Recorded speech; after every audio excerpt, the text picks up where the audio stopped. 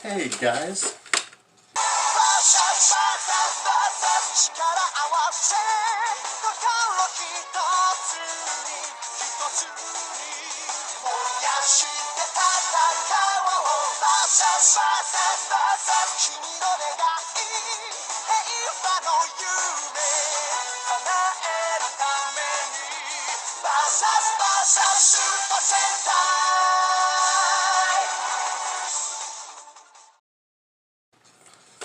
This is going to be a sequel to the top 5 6th Rangers in Super Sentai list that I made, I think it was about a year ago.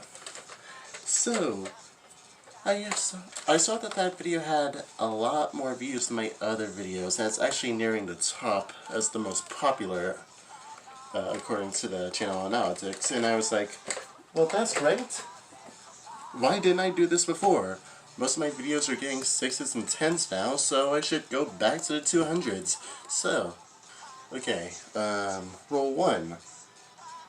No extra heroes allowed. Now, here we go.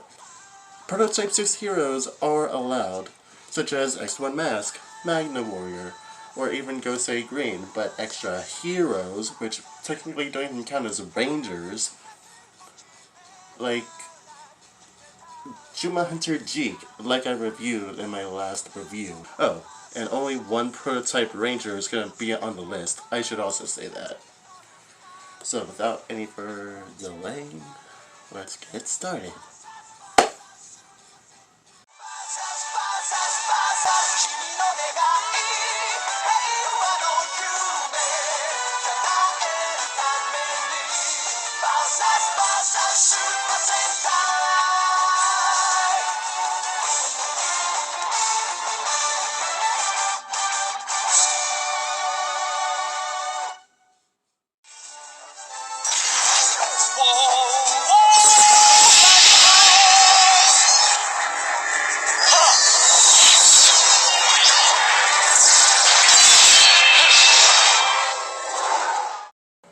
Misao Mondo was the result of an experimentation done by the genus as overseen by Naria.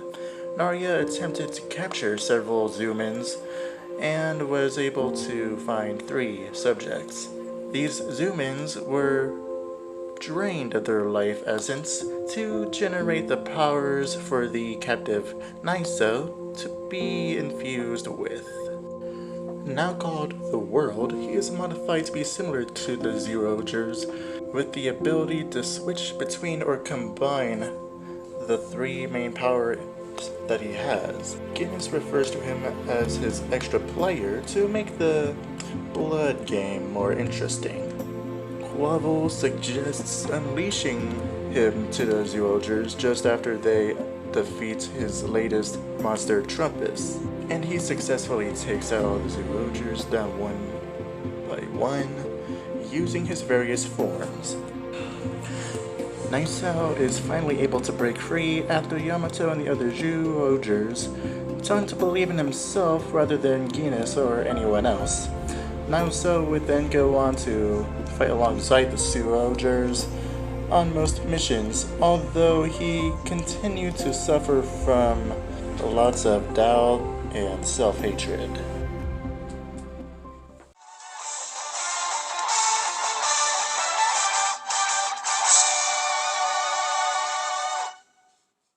Attention please.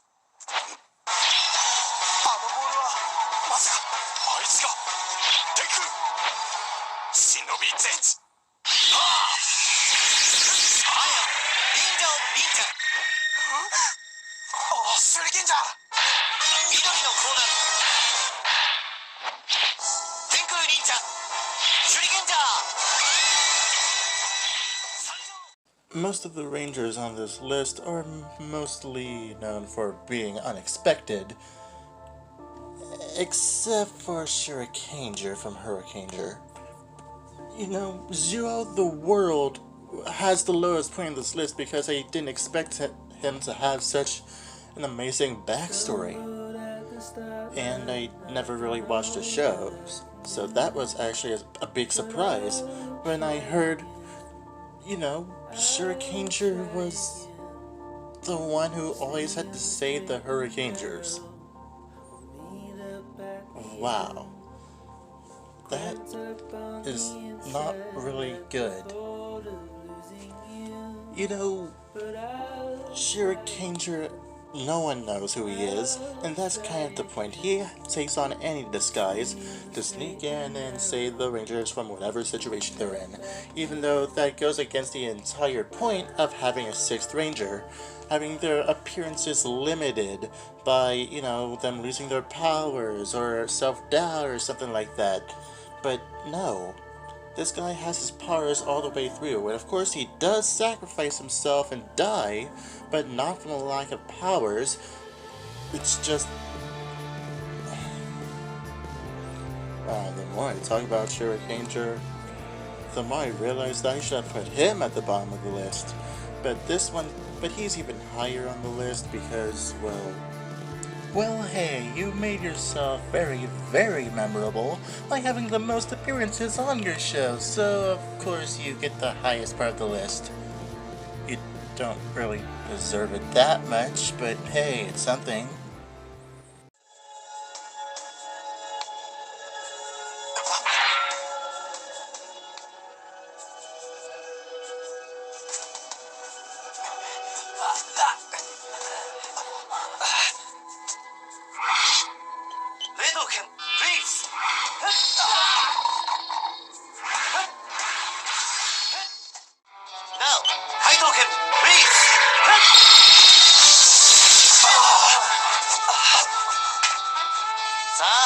Everybody, 目が覚めたかな？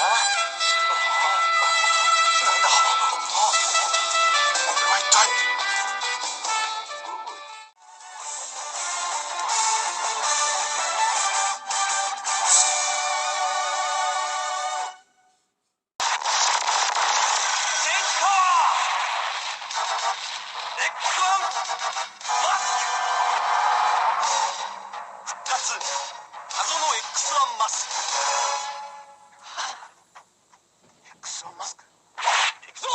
Well, I did say that extra or prototype rangers were gonna be on this list, and this is that one example. Ryo Asuka, or X1 Mask, was a prototype maskman, and he used to fight until his powers cost him his loved one. That made him bitter and not want to be a ranger anymore until he met the maskman, who said that he should have been a part of their team from the very start, and he still can be. He then joined the team. We then see that he has poison gas powers that come from his belt, we see that he has electricity powers, and we also see that he loses his powers very quickly. This monster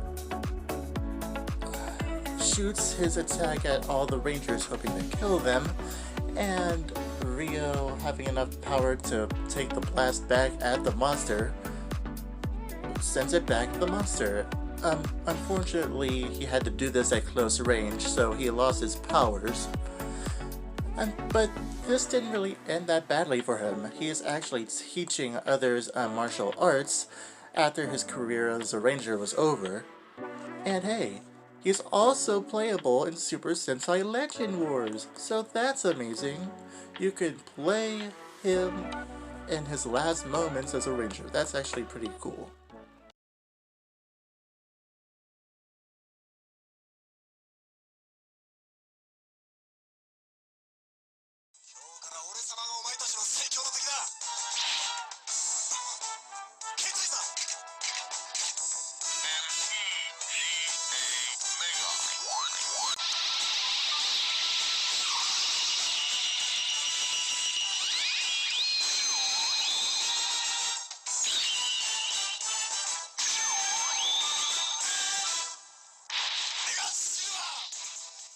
Assigned to the Nets Mega Project, Yusaku decided to take a more active role in the fight against Nazirinja. To that end, he removed the silver prototype ranger suit, along with the K-Tizer transformation device from storage, and began to fight alongside the other Mega Rangers, much to the chagrin of Professor Kubota.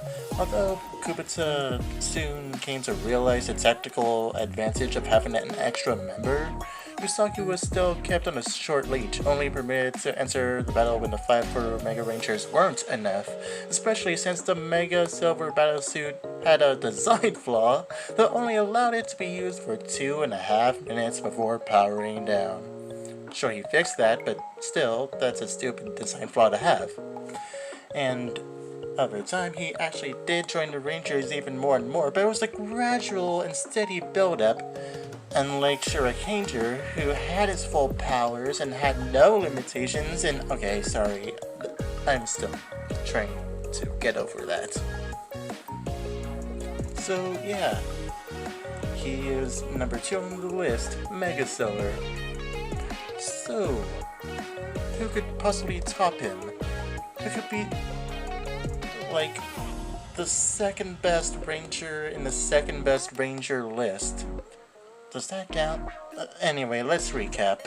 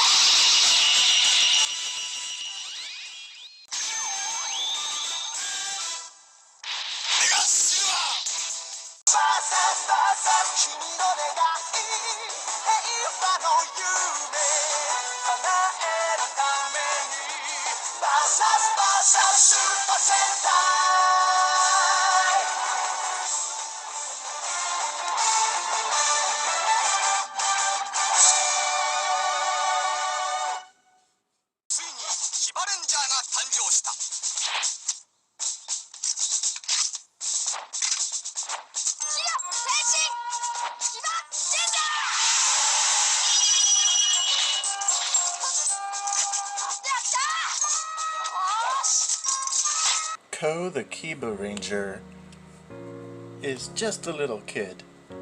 And because of that, he's the youngest Ranger in all of Super Sentai, and he has the... well, he didn't really have the best start to his reputation. You steal things, you break into Rin's house, moved yourself in without asking, and constantly objectify her. You also misuse your powers and never help your teammates even when you say you want to.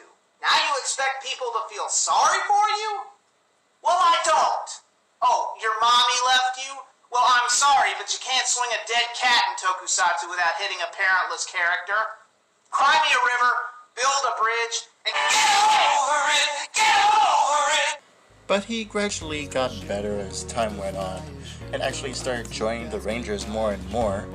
And at some points he actually did manage to find his own mother. Unfortunately, she died in the same episode he found him. We then see that he's finally matured to be a businessman at the end of the show. So yeah, Ko's finally grown up and grown out of his usual kid-like habits. Good for him.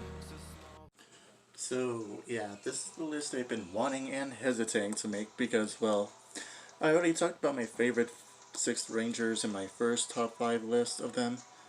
So for the ones in this list, I didn't really talk about them and what I liked about them that much because they were like the second best. And I didn't want to make this list or any continuations of that list because, well, eventually I'm gonna run out of 6 Rangers, and I already talked about my favorites, so what's the point of talking about even more of them? Maybe I'll review the 6 Rangers, all of them, one day, but for now I don't want to. So, until then, bye.